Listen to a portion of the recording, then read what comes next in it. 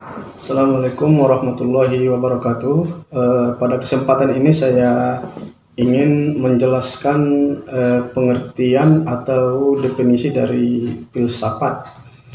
Eh, yang menurut pengalaman saya, seringkali kalau mahasiswa kita minta untuk menjelaskan definisi filsafat atau pengertian filsafat, mereka hanya langsung ke terminologi atau istilah. Padahal belum dijelaskannya apa pengertian secara etimolog atau secara bahasa. Karena definisi itu, ta'rif itu tidak akan sempurna jika tidak diawali dari menjelaskan apa pengertian dari sudut etimolog atau bahasa.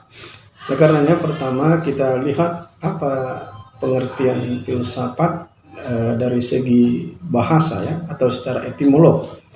Nah, seperti di dalam berbagai buku atau referensi yang kita lihat bahwa secara etimolog, secara bahasa, filsafat itu dijelaskan berasal dari bahasa Yunani, kata Yunani, yaitu terdiri dari dua kata, yaitu yang pertama philein, yang biasanya dalam bahasa Inggris diartikan dengan love ya, atau dalam bahasa Arab disebut dengan mahabbah, atau dalam bahasa Indonesia, bahasa kita, disebut dengan cinta, mencintai.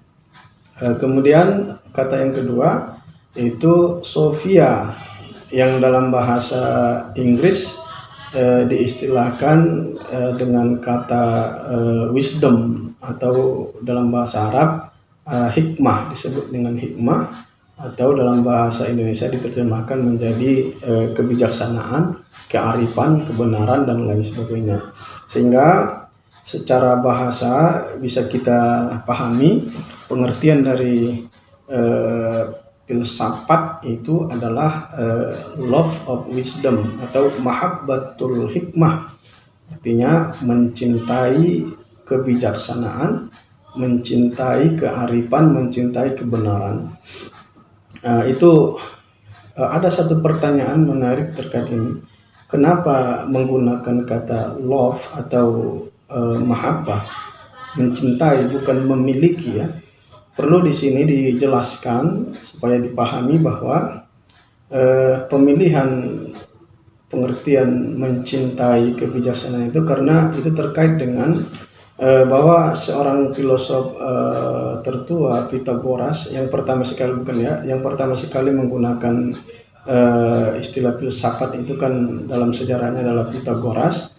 Nah, munculnya istilah filsafat ini sebenarnya terkait dengan bagaimana dia atau reaksi dari Pythagoras menghadapi ada kelompok yang disebut dengan kelompok sofis, kaum sofis pada saat itu di Yunani, di mana mereka sering mengklaim diri mereka sebagai ahli ilmu, ahli pengetahuan, sehingga dengan mengklaim diri sebagai ahli ilmu, mereka sering memperdaya masyarakat pada saat itu, mengelabui masyarakat untuk mendapatkan pengaruh gitu, untuk mendapatkan pengaruh. Mereka mengelabui masyarakat dengan ucapan-ucapan yang indah, yang dianggap bijak, padahal sesungguhnya tidak. Sehingga mereka sering mengklaim diri mereka adalah ahli ilmu dan ahli pengetahuan, dan itu ditujukan untuk mengelabui atau untuk mendapatkan pengaruh, pengakuan dari masyarakat.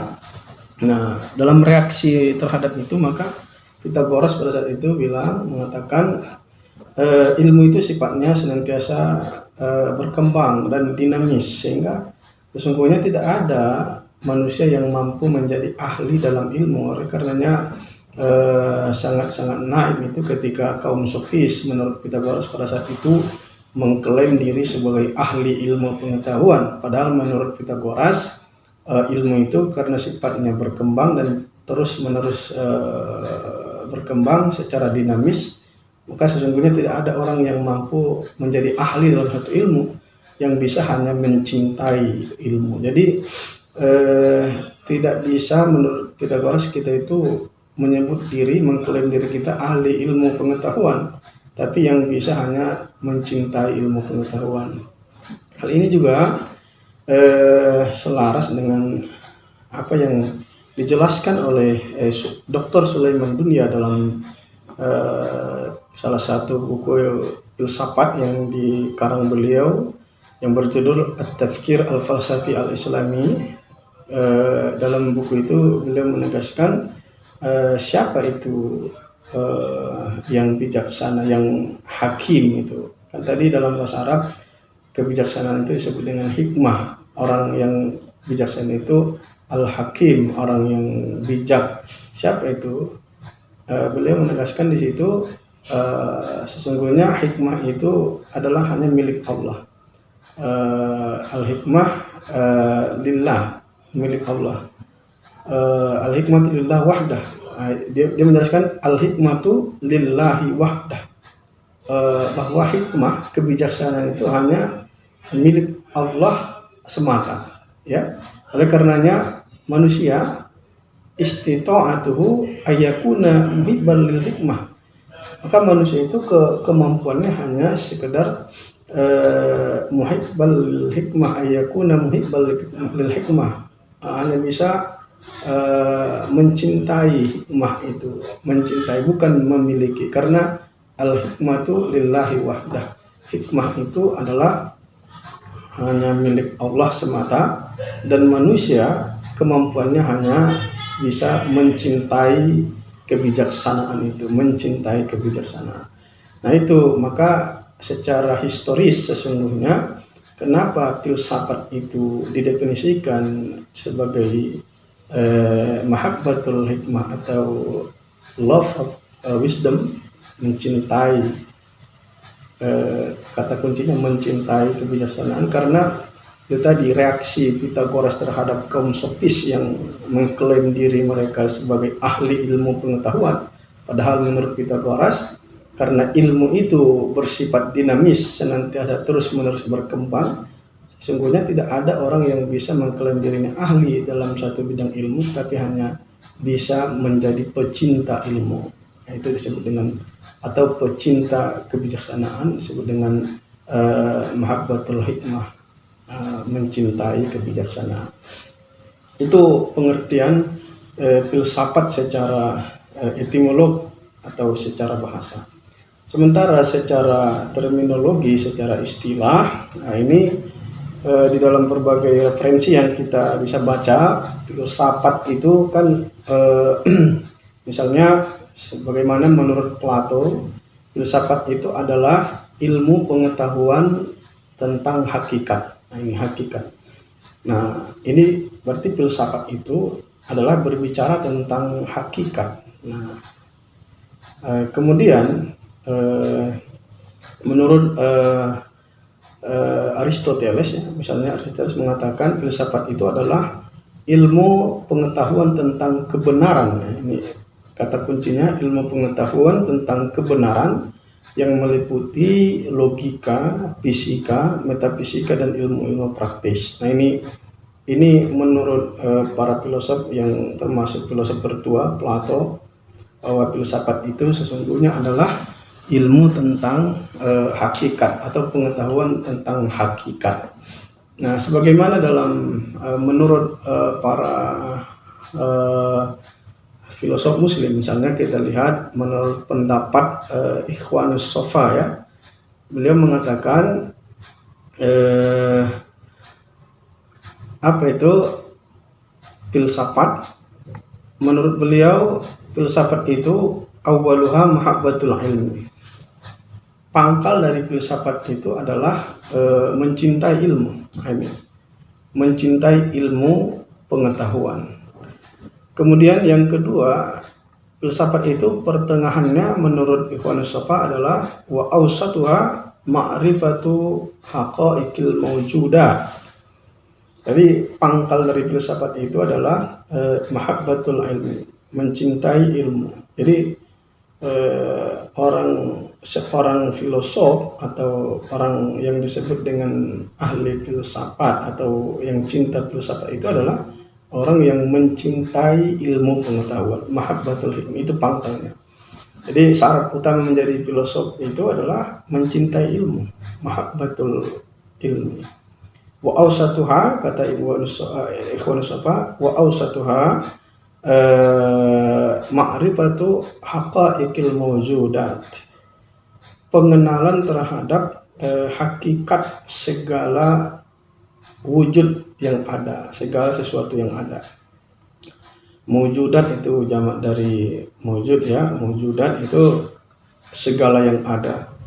Nah, kita harus mengetahui hakikat. Ini selaras dengan apa yang definisi yang dikemukakan Plato tadi, bahwa filsafat itu menurut Plato adalah ilmu pengetahuan tentang hakikat. Nah, Ikhwan Nusafa mengatakan falsafah itu apa? Awaluha mahabbatul ilmi, pangkalnya adalah mencintai ilmu. Wa awsatuha ma'rifatu haqa'iqil mawjudat, pertengahannya kemudian adalah pengenalan, pengetahuan tentang hakikat dari segala yang ada, mawjudat. Nah, ini perlu saya jelaskan kaitan dengan ini, sebagaimana menurut para filosof, misalnya menurut Al-Farabi, mawjudat, segala yang ada itu dikategorikan pada tiga ya, pada tiga kategori wujud. Yang pertama apa yang disebut dengan wajibul wujud, itu kategori wujud yang wajib, artinya keberadaannya tidak bisa tidak ada, mesti ada. Nah, kategori wajibul wujud ini itulah yang disebut dengan Allah dalam Islam, Tuhan. Nah, Allah itu wajib ada dan tidak bisa tidak ada, dan memang sifatnya wajib ada dan selama-lamanya akan ada, itu wajibul wujud.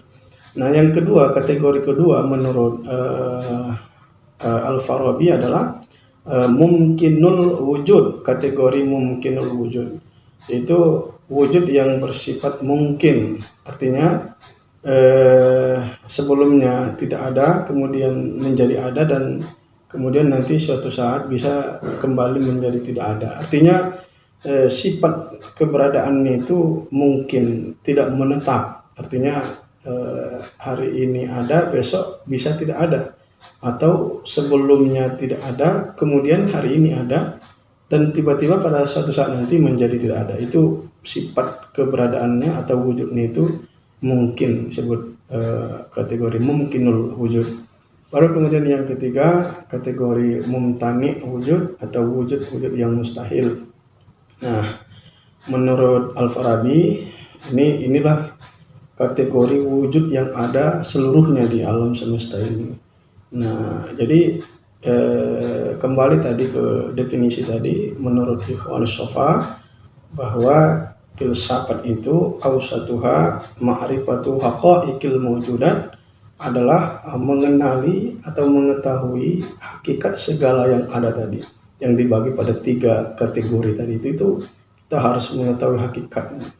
Nah, secara sederhana hakikat itu adalah yang sesuatu yang ada di balik sesuatu. Nah, itu hakikat itu biasanya sesuatu yang ada di balik sesuatu, maka disebut juga dengan istilah metafisika, di balik yang tampak, di balik yang fisik, itu disebut juga dengan fisikis. Nah, kalau manusia misalnya apa hakikatnya, bukan penampakan luarnya, tapi di balik yang fisik ini, atau disebut dengan metafisika, itu hakikat. Nah, hakikatnya, jadi segala yang ada, mawjudat, segala yang ada ini kita mesti mengetahui hakikatnya. Itulah filsafat, disebut dengan filsafat menurut Ikhwan Nusafa. Karena tadi setelah mencintai ilmu, kemudian awsatuha ma'rifatu haqa'iqil mawjudat,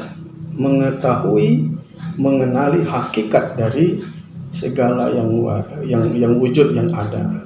Ingat bahwa hakikat itu adalah sesuatu di balik sesuatu yang nampak. Jadi seorang filosof itu biasanya matanya itu tidak hanya terhenti melihat penampakan luar, tapi matanya lebih tertuju pada apa di balik sesuatu yang nampak itu.